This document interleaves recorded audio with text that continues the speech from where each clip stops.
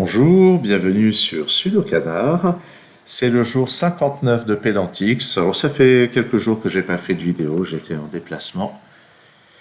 Et voici mon grand retour. Donc nous avons là un court extrait d'article avec 3 petits paragraphes et puis une ligne supplémentaire, 2 mots à trouver dans le titre. Oups, qu'est-ce que j'ai fait? Non, c'est pas Sémantix que je veux, c'est Pédantix. 9 lettres puis 6 lettres. Alors est-ce que c'est le nom de quelqu'un peut-être? 9 lettres, qu'est-ce qu'on aurait comme prénom? Je sais rien, je n'ai pas envie de chercher. Donc je pense que je vais commencer par prendre ma liste qui est là avec des prépositions, des articles et tout ça. Et je vais taper tout ça avant de poursuivre cette vidéo. Alors, cette opération a fait apparaître 50% des mots. Donc visiblement, je sais pas quoi. Enfin, ça n'a pas l'air d'être un nom propre en tout cas. Le nanania et de. Il n'y a même pas d'article ici. Et. De quoi est-ce qu'on parle? Est-ce qu'on parle d'un animal? Il y a quelque chose qui ressemble à un animal. Oh, c'est en italique.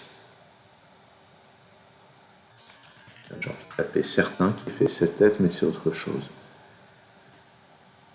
Ici, on a dire. La gna gna gna du 3 lettres, c'est-à-dire sans la et de. Ah, là, il y a des nombres. Et bien, allons-y. 1, 2, 3, 4, 5, 6, 7, 8, 9. Fois,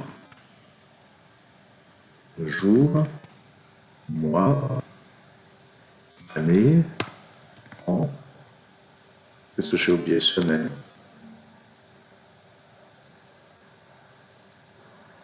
Taille, masse. La masse du gna gna gna, c'est-à-dire sans la truc, et de 1 kg. 4 à 6 kg. Est-ce qu'il va y avoir des histoires de âge adulte? Et enfant quand même. Naissance plutôt. Donc le gna gna gna et de gna à l'âge adulte, et puis certainement une quantité comme ça à la naissance. Alors, est-ce qu'il y a d'autres nombres? Ah, il y a l'air d'y avoir quelque chose qui ressemble à un nombre.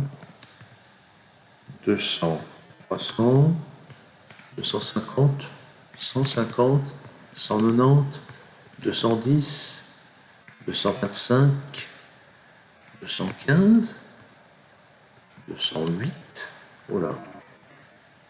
Et je sais pas quoi de 206. Et là, c'est pas kilogramme, mètre. Kilomètre. 206. Là, il y a 2 lettres. Centimètre.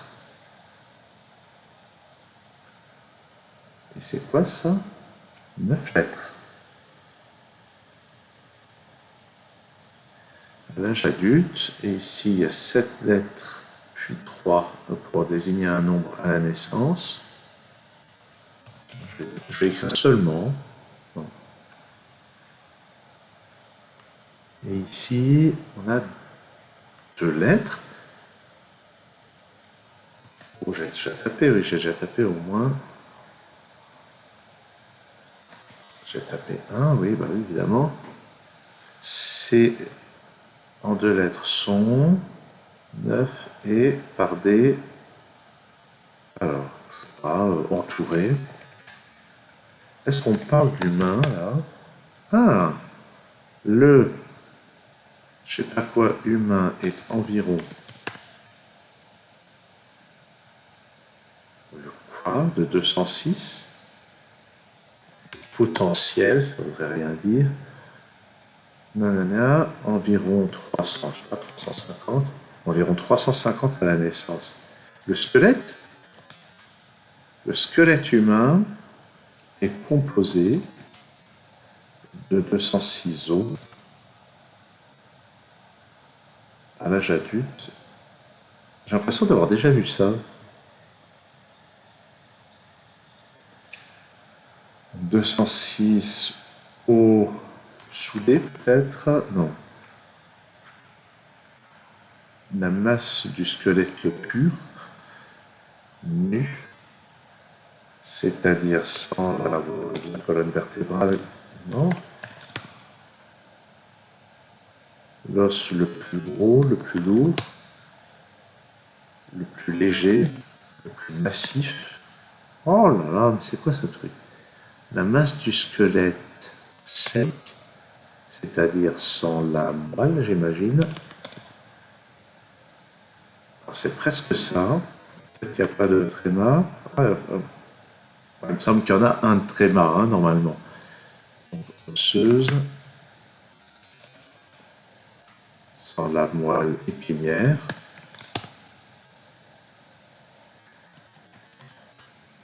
Non, pas épinier. Et de 4 à 6 kilogrammes en... Et de 3 à 4 kilogrammes à... pendant... après... Oh, j'ai tapé tous ces mots-là. L'os le plus long, le plus large.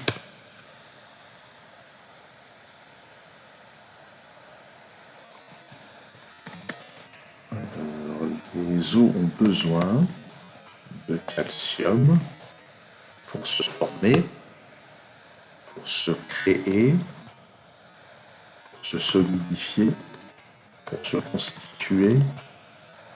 Oh. Le rôle du squelette et je sais pas quoi. Bon allez, ça suffit, on va afficher la page.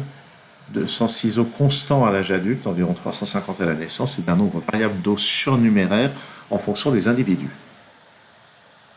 Ces os sont supportés et étayés par des ligaments, tendons, muscles, fascia et du cartilage formant l'appareil locomoteur. Le fœtus a un squelette cartilagineux dont l'ossification, transformation en os, débute avant la naissance et continue jusqu'à l'âge adulte. Ah oui, le rôle du squelette est multiple. Bon ok, l'os le plus long du corps est le fémur. Le plus petit est l'étrier qui se situe dans l'oreille moyenne. Les os ont besoin de calcium pour se développer, devenir plus solides et ainsi se briser moins facilement. On va jeter un coup d'œil à la page Wikipédia.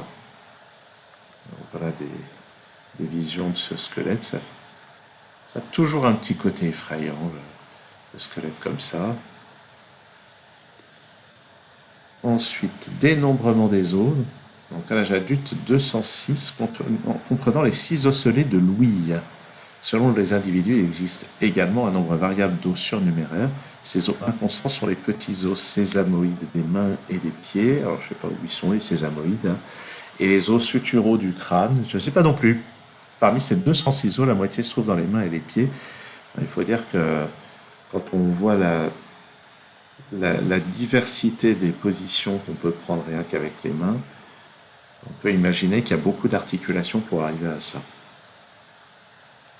La principale différence de dénombrement tient à la patella, au sacrum et au coccyx. La patella, important os sésamoïde, peut ou non être considérée comme un os squelettique. Bon. Je ne suis pas sûr d'avoir envie de beaucoup plus creuser cet article. On va passer à worldle.tf. Alors, ça, je crois bien que c'est le Vietnam. Hein.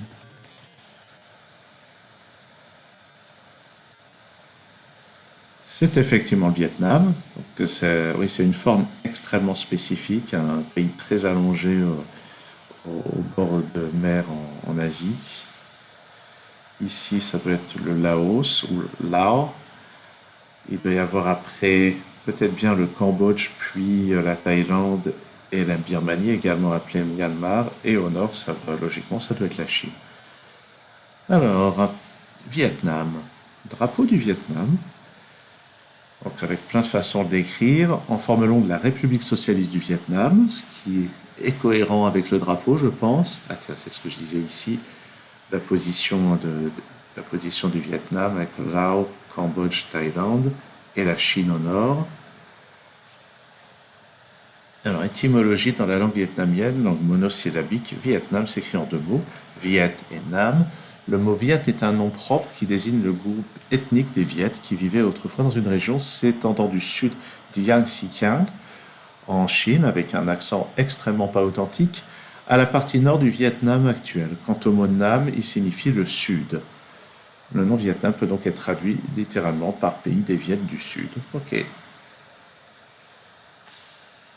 Alors, je pense que oui, l'histoire est assez mouvementée. Alors l'écriture du vietnamien est assez fascinante parce que les transcriptions dans notre alphabet utilisent énormément de symboles diacritiques. Et bon, sur l'autre, on va dire le principal grand centre d'intérêt de cette chaîne, c'est le Sudoku. Et j'ai fait pas mal de vidéos de Sudoku sur des problèmes proposés par des auteurs vietnamiens. Il y a des auteurs de Sudoku de très grande qualité au Vietnam. Et qui sont très bons en résolution aussi. Et je pense à ça parce qu'il y a un prénom qu'on rencontre plusieurs fois qui s'écrit chien, avec des symboles diacritiques, ce qui fait que j'ai aucune idée de comment ça se prononce. Alors oui, donc je parlais d'histoire mouvementée. Il y a bien une époque où ça s'appelait plus ou moins Indochine, j'imagine. La péninsule indochinoise, donc j'imagine que ce qu'on appelait l'Indochine, c'était plus compliqué que ce qu'on appelle le Vietnam à l'heure actuelle. Et puis donc il y a eu une guerre française. J'entends par là où la France a joué un certain rôle. Et puis évidemment la guerre avec les États-Unis, qui a connu de nombreux crimes de guerre. Bon, de toute façon, c'est jamais bien reluisant. En 2019, le Vietnam avait un score moyen de l'indice d'intégrité du paysage forestier de 5,35. Indice d'intégrité. Donc, un indice qui mesure le degré de modification anthropique. Alors, donc j'imagine que plus l'indice est haut, moins ça a été abîmé par les actions humaines. Et que le fait qu'il ne soit pas très élevé signifie qu'il y a dû avoir des tas d'actions peu reluisantes. Le climat vietnamien est de type tropical au sud et subtropical au nord avec des moussons. L'humidité descend rarement en dessous de 85% dans les plaines. Dans les régions montagneuses, le climat est plus sec et les hivers peuvent être rigoureux. J'imagine que les conséquences d'une haute humidité, ça peut être le fait d'avoir des marécages, d'avoir des tas d'insectes pénibles, et puis des chaleurs étouffantes. Bon.